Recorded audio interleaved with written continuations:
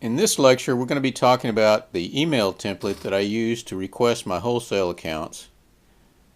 You can follow along on page 6 of the PDF file for this section of the course.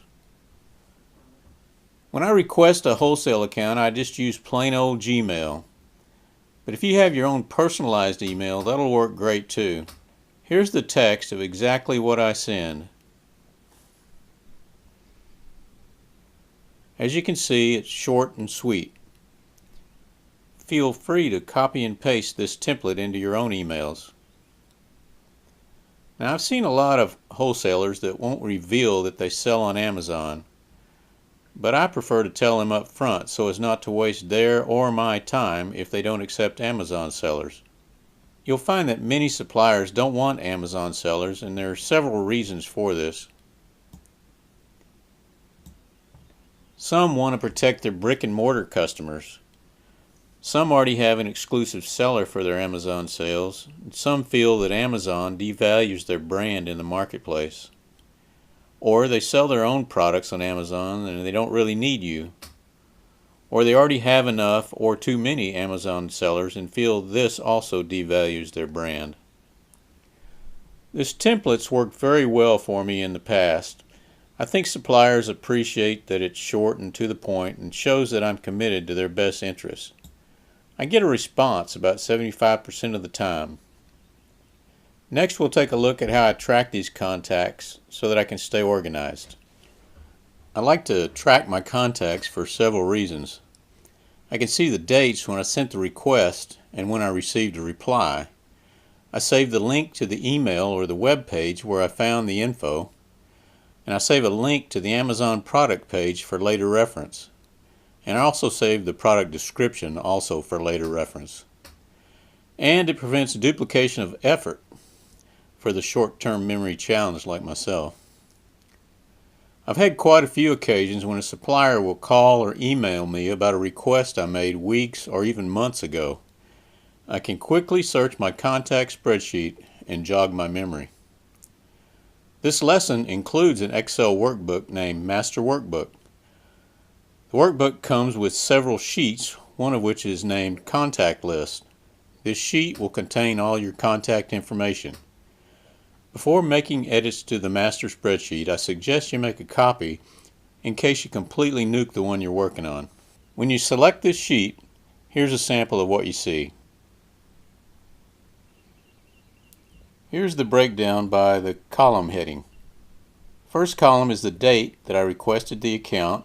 Second column is the link to the source of the contact information. And then the Amazon ASIN, which includes a link to the product page on Amazon, the title of the product on the Amazon product page, and the date that I received a reply from the supplier. The little triangles represent comments I've placed in a particular cell for later reference. For example, contact names, email addresses, phone numbers, etc. I use colors in this column to highlight the status of the reply. Yellow means it needs more info, green means the account was approved, and gray means I was denied for an account. Using this method, I can easily see the status of all my contacts, including links to the product pages. So, what happens next? After you've sent an email to a supplier, one of four things will happen. You'll be ignored. It may be unintentional, so send another email. You'll be declined. Just move on. There's lots of fish in the sea. You'll be asked for more information, so comply as soon as possible. Or you'll be given an account with instructions on placing orders. If you're given an account, you'll now have access to the wholesale pricing for each product, usually in the form of a website, a PDF file, or a spreadsheet. We'll learn how to analyze the pricing data in the next section, analyzing prices and placing orders. There's just one more thing to cover in this section. Perseverance is the differentiator. At this point, we've learned how to make contact with our first suppliers. As I mentioned at the beginning of the section, collecting profitable wholesale accounts is a numbers game.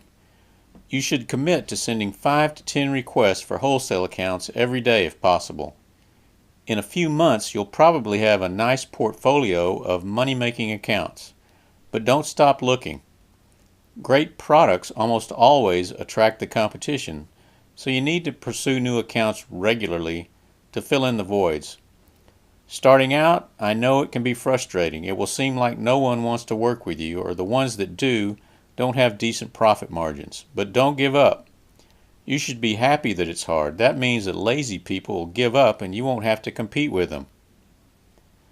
That's about as good a pep talk as I can muster, so let's move on to analyzing our products and placing some orders.